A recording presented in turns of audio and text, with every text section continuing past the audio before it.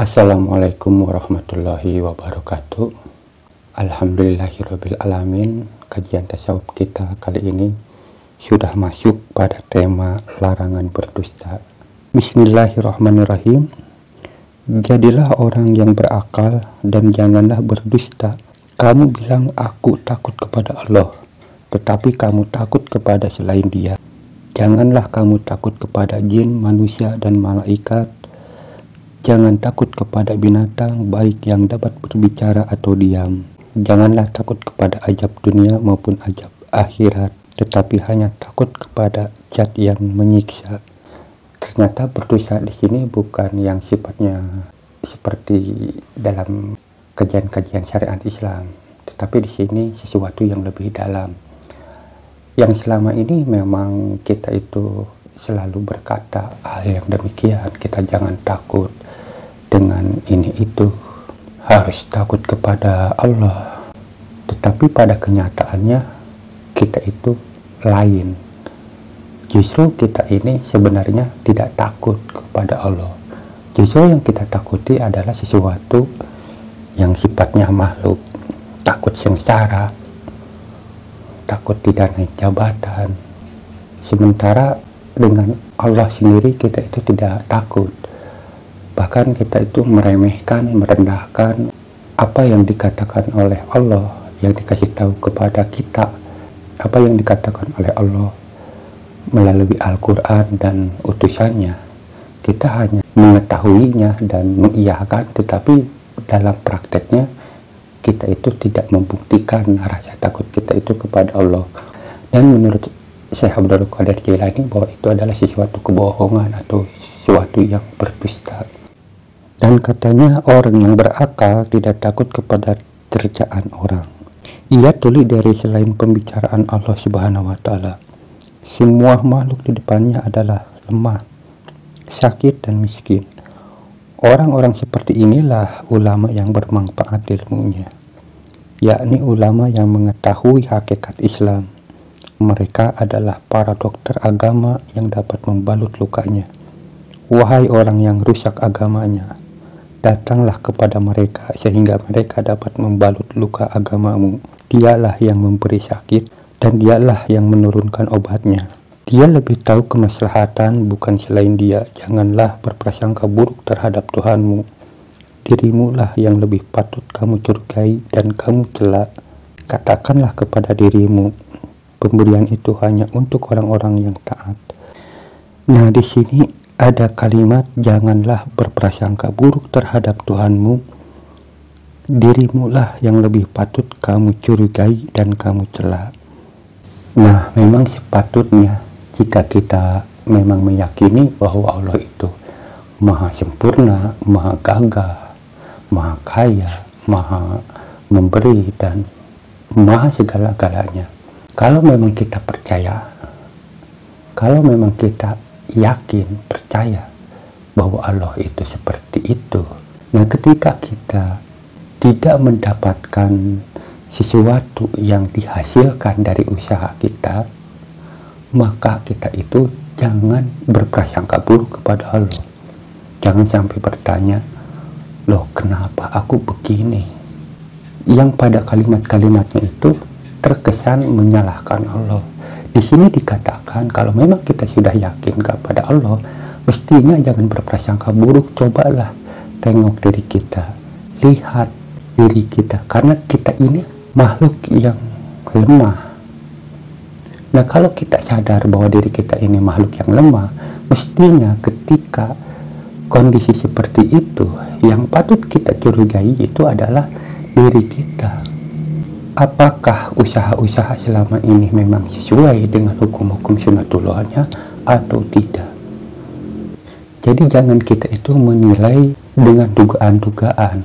Misalnya, saya sudah berusaha baik kok, saya sudah berusaha benar kok, tapi kok kenapa kenyataannya seperti ini? Itu sama saja sudah menilai dengan prasangka-prasangka buruk terhadap Allah dan prasangka baik terhadap diri sendiri. Padahal kita ini sadar bahwa Allah itu lebih maha segala-galanya dan kita makhluk yang lemah. Tetapi pada kenyataannya dalam konteks ini, kenapa kok Allah yang disudutkan, sementara kita diri sendiri malah dianggap bagus, dianggap sudah baik. Mestinya nih kalau konteks dalam tema berdusta ini, jangan berdusta, ya kita ini jangan membalikan hal seperti itu. Kalau memang kita mengakui bahwa diri kita ini makhluk lemah, ya koreksilah kesalahan-kesalahan diri. Apakah cara kita ini sudah baik? Apakah pengetahuan kita itu tentang sesuatu hal yang kita kejar ini sudah memahaminya, sudah tahu ilmunya atau belum? Lalu cara kerja kita gimana? Coba teliti dari satu tahap ke tahap selanjutnya. Sudah sesuai enggak dengan hukum sunnatullah, sehingga kita bisa mendapatkan sesuatu yang kita inginkan, yang kita dambakan. Kalau kita sudah mampu mengoreksi hal ini, baru kita sadar, oh ternyata akulah yang salah. Dan mustahil sebenarnya Allah itu salah, karena Allah itu sifatnya kalau sudah menjadikan, kalau sudah menentukan sesuatu perkara itu, ini harus menjadi seperti ini harus menjadi seperti itu sudah berlaku dari dulunya. Kalau sudah begitu ya begitu, tinggal kitanya apakah kita masuk enggak dengan hukum sunnatullah itu yang sudah ditentukan oleh Allah itu. Dan jika kita sudah masuk ke hukum sunnatullah itu, pasti hukum itu akan datang kepada diri kita. Itu bukan sesuatu yang mustahil. Nah, tetapi ketika kenyataannya sesuatu yang kita dambakan itu tidak datang, tidak ada pada diri kita, berarti kita dalam berprosesnya itu tidak masuk ke hukum sunnatullah itu. Jadi yang lemah itu, yang buruk itu diri kita, bukan Allah. Kenapa mesti menyalahkan Allah? Janganlah berdusta, itu kata Syekh Abdul Qadir Jailani. Kata Syekh Abdul Qadir Jailani, katakanlah kepada dirimu, pemberian itu hanya untuk orang-orang yang taat, dan tongkat itu untuk orang yang durhaka. Jika Allah Subhanahu wa Ta'ala menghendaki kebaikan untuk seseorang, Dia akan mengujinya. Jika dia bersabar, maka Dia akan mengangkatnya, memperbaiki keadaannya. Mereka memberi dan membuatnya menerima. Nah, di sini kita harus ingat bahwa kata Syekh Abdul Qadir Jailani, jika Allah menghendaki kebaikan untuk seseorang, katanya Dia akan mengujinya. Jika dia bersabar, maka dia akan diangkat derajatnya. Nah, jadi orang-orang yang baik ini, orang-orang yang soleh ini, pasti melalui ujian-ujian dulu. Nah, ketika kita misalnya mendapatkan ujian atau permasalahan, cobalah kita berprasangka baik kepada Allah. Mungkin ini adalah ujian dari Allah. Cobalah bersabar dengan cara mengoreksi kesalahan-kesalahan diri kita. Kalau kita sudah sabar, berusaha menerima dengan apapun yang diberikan oleh Allah, itu berarti kita ini akan diangkat derajat kita. Dan ketika berbicara tentang diangkat derajatnya itu, jangan dikaitkan dengan hukum dunia. Artinya hukum dunia ini adalah misalnya diangkat derajat kok miskin terus. Ini kekeliruan manusia yang mengaku orang beriman tapi nyataannya benar-benar tolol dan bodoh. Mereka hanya berpikir bahwa hidup itu hanya di dunia saja. Mereka hanya beranggapan bahwa hidup yang sempurna itu hanya di dunia saja. Padahal tidak ada sesuatu yang lebih baik, yaitu hidupnya kita di akhirat. Dan seandainya kalau kita benar-benar memahami tentang agama ini, bukan hanya di akhirat, bahkan kita masih di dunia pun kita akan mendapatkan kebahagiaan yang luar biasa, yang mungkin menurut saya bahwa kita akan merasakan surganya Nabi Adam.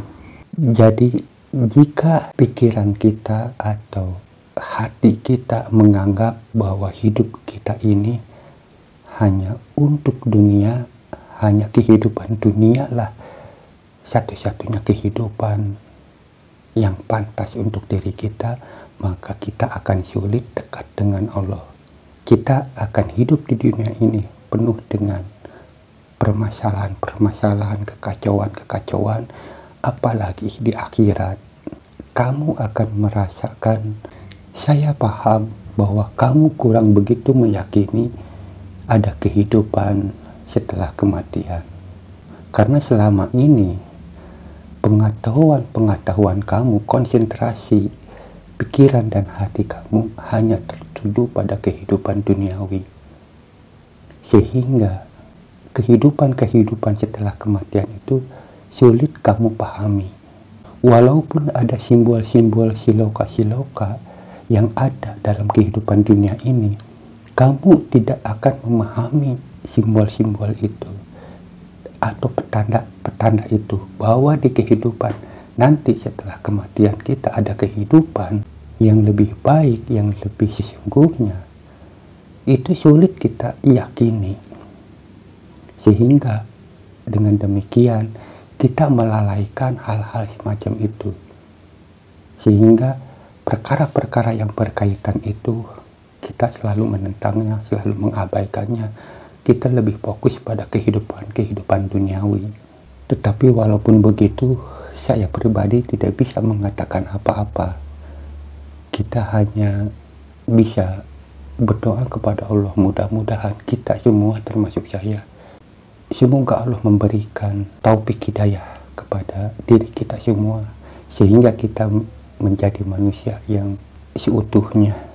Dan katanya seorang telah datang kepada Yazid Al-Bustami radhiyallahu anhu sambil menoleh ke kiri dan ke kanan. Abu Yazid lalu berkata kepadanya, "Apakah yang kamu cari?" Orang itu berkata, "Aku mencari tempat yang bersih untuk sholat." Abu Yazid berkata kepadanya, "Bersihkan hatimu dan salatlah di mana saja kamu suka."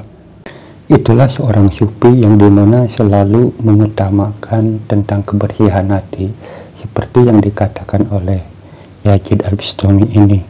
Dan memang para sufi ini selalu mengutamakan hati daripada lahiriah, karena lahiriah itu ya sifatnya memang menipu atau sesuatu yang memang tidak begitu dipentingkan, seperti halnya makanan.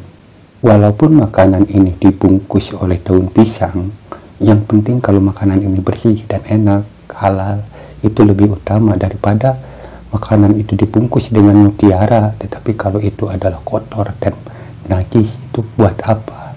Jadi sekali lagi, kalau kita belajar tasawuf itu berarti belajar tentang mengoreksi atau membersihkan kotoran-kotoran hati.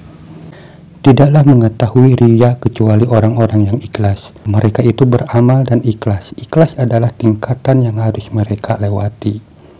Riya, ujub, nifaq adalah panah-panah syaitan yang ditujukan kepada hati.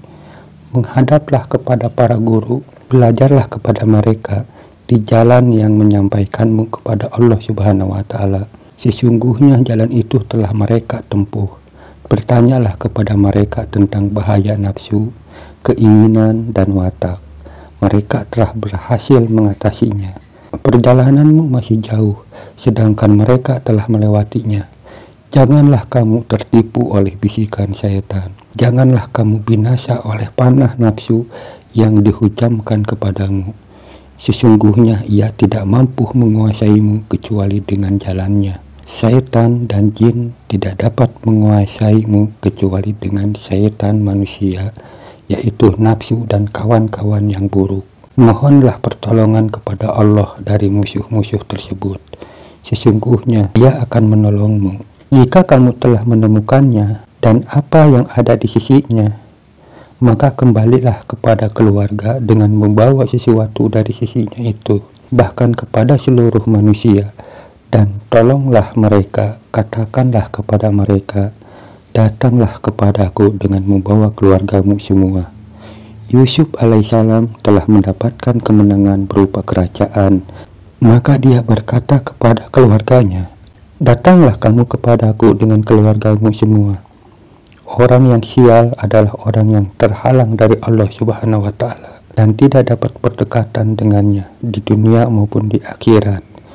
Dalam sebagian kitabnya, Allah Subhanahu wa Ta'ala berfirman, "Jika kamu kehilangan aku, sesungguhnya kamu telah kehilangan segalanya. Bagaimana kamu tidak kehilangan Allah Subhanahu wa Ta'ala, sedangkan kamu menentangnya, bahkan terhadap orang-orang yang mukmin. Kamu telah menyakiti mereka dengan perkataan maupun perbuatanmu. Kamu telah membantah mereka dengan lahir dan batinmu."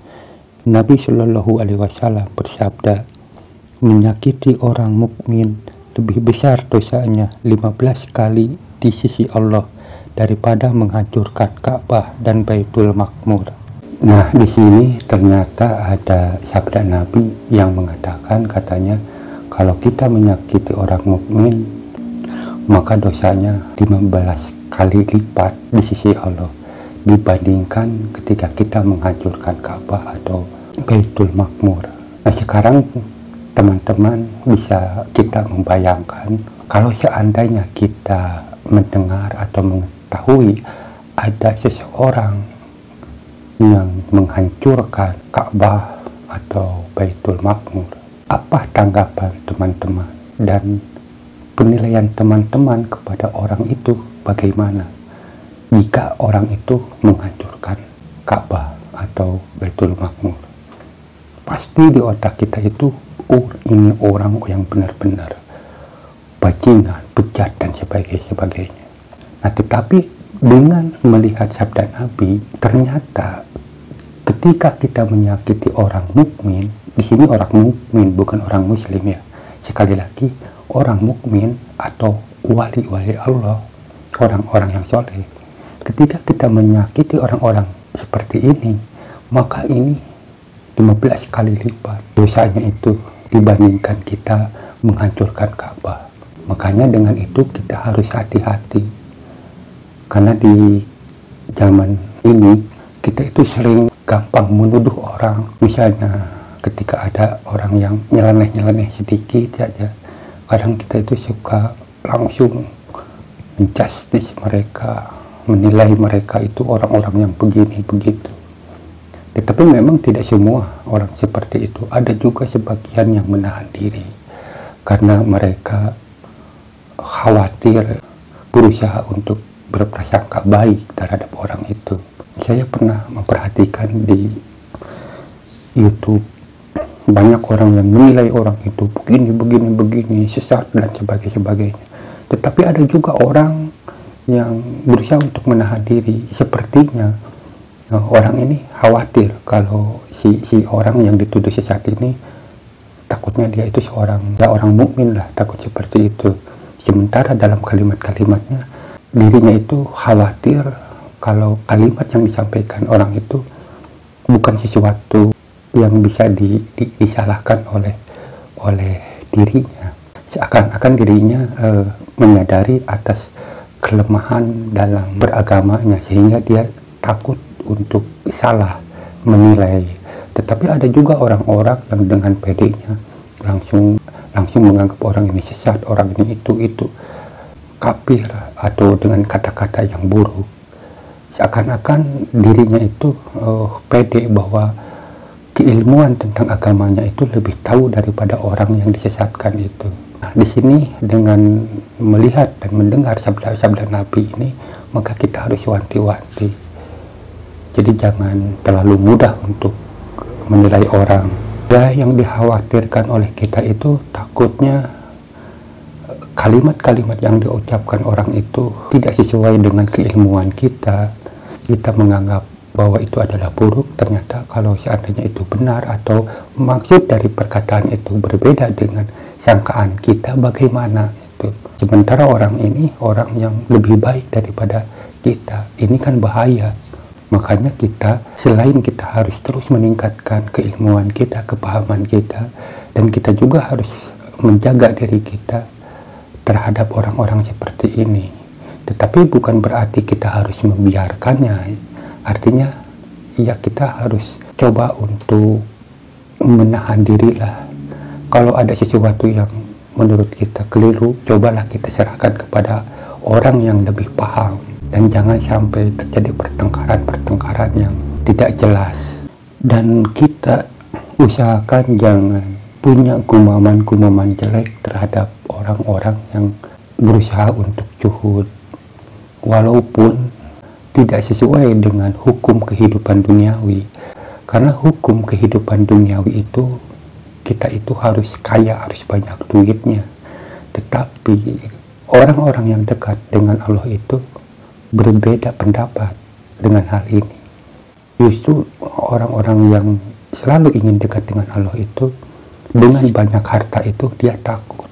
Nah, jadi ketika ada orang yang berusaha untuk juhud terhadap dunia, nah kita jangan punya gumaman-gumaman yang buruk. Nah, ini nantinya takut kitanya. Kita itu sudah berperilaku buruk kepada diri kita sendiri, lalu kita sudah menilai orang yang baik menjadi buruk. Itulah yang mesti kita hindari. Jangan memperbesar keburukan-keburukan kita, walaupun kita merasa tidak mampu untuk seperti itu. Ya jangan diperbesarlah kelakuan-kelakuan buruk kita itu. Dan kalimat yang terakhir kata Syekh Abdul Qadir Jailani, celaka kamu, dengarlah wahai orang-orang yang selalu menyakiti wali Allah, padahal mereka beriman kepadanya, beramal saleh untuknya, dan makrifat kepadanya, juga mereka senantiasa bertawakal kepadanya. Celaka kamu, sebentar lagi kamu akan mati, lalu diusung keluar dari rumahmu, sedang harta yang kamu banggakan itu akan dibagi-bagi, tidak bisa berguna lagi bagimu, dan tidak bisa membelamu. Itulah kalimat terakhir yang disampaikan Syekh Abdul Qadir Jailani dalam tema larangan berdusta. Di kalimat terakhir ini sebenarnya kalau kita punya akal pikir yang sehat, mestinya harus jadi renungan yang benar-benar membuahkan hasil pada mindset pikiran kita. Jadi artinya seperti yang tadi dikatakan, bahwa harta yang selama ini kita kumpulkan, yang selama ini kita cari dengan cara kita berantem, dengan cara kita saling sikut, intinya untuk mendapatkan harta itu tidak semudah yang kita bayangkan. Kita berusaha mati-matian untuk mendapatkan harta itu. Nah, ketika harta itu kumpul, sudah menjadi hak milik kita, ketika ajal tiba, maka harta yang kita bela mati-matian ini akan dibagi-bagikan ke orang lain. Dan harta itu tidak akan bisa membela diri kita. Itulah yang mesti jadi renungan-renungan kita. Mudah-mudahan kajian ini bermanfaat. Assalamualaikum warahmatullahi wabarakatuh.